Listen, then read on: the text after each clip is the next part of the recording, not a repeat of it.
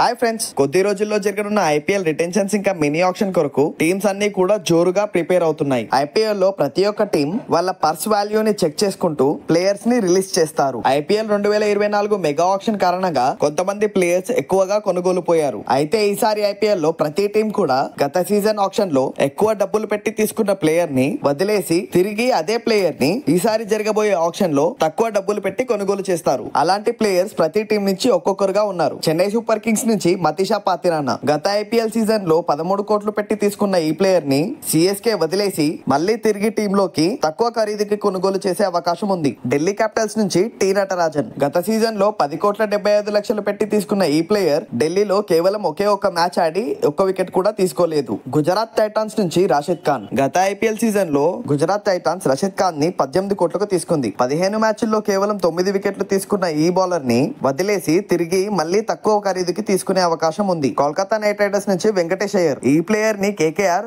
23 కోట్ల 75 లక్షలకు తీసుకుంది. కానీ వాస్తవానికి వెంకటేష్ అయ్యర్ 2 నుంచి 3 కోట్ల వరకే వచ్చేవాడు. కాబట్టి కేకేఆర్ ఈ ప్లేయర్ ని వదిలేసి తిరిగి తక్కువ ఖరీదుకి తీసుకునే అవకాశం ఉంది. లక్నో సూపర్ జైంట్స్ నుంచి ఆకాశ్ దీప్ గత ఐపీఎల్ ఆక్షన్ లో 8 కోట్లు పెట్టి తీసుకున్న ఈ ప్లేయర్ ని రిలీజ్ చేసి కేవలం 4 కోట్ల లోపే తిరిగి తీసుకునే అవకాశం ఉంది. ముంబై ఇండియన్స్ నుంచి దీపక్ చహార్ 9 కోట్ల 25 లక్షలు పెట్టి తీసుకున్న ఈ ప్లేయర్ ని వదిలేసి తిరిగి ఈ సంవత్సరం తక్కువ ఖరీదుకి తీసుకునే అవకాశం ఉంది. పంజాబ్ నుండి మార్కస్ స్టోయినిస్ ని గత ఐపీఎల్ సీజన్ లో పంజాబ్ కింగ్స్ 11 కోట్లకు తీసుకుంది. అయితే పంజాబ్ కింగ్స్ ఈ సంవత్సరం మార్కస్ స్టోయినిస్ ని రిలీజ్ చేసి తిరిగి 5 కోట్ల లోపే తీసుకునే అవకాశం ఉంది. రాజస్థాన్ రాయల్స్ నుంచి షిమ్రాన్ హెట్మైర్ ని కూడా 2025 ఐపీఎల్ ఆక్షన్ లో 11 కోట్లకి రాజస్థాన్ కొనుగోలు చేసుకున్నారు. అతన్ని వదిలేసి ఈ సంవత్సరం తిరిగి తక్కువ ఖరీదుకి తీసుకునే అవకాశాలు ఉన్నాయి. రాయల్ ఛాలెంజర్ బెంగళూరు నుంచి ఆర్సీబీ రసిక్ దార్ ని గత ఐపీఎల్ ఆక్షన్ లో 6 కోట్లకి తీసుకుంది. ఈ అన్క్యాప్డ్ ప్లేయర్ ని వదిలేసి తిరిగి తక్కువ ఖరీదుకి ఆర్సీబీ కొనుగోలు చేసే అవకాశం ఉంది. చివరిగా సన్ రైజర్స్ హైదరాబాద్ నుంచి మొహమ్మద్ షామి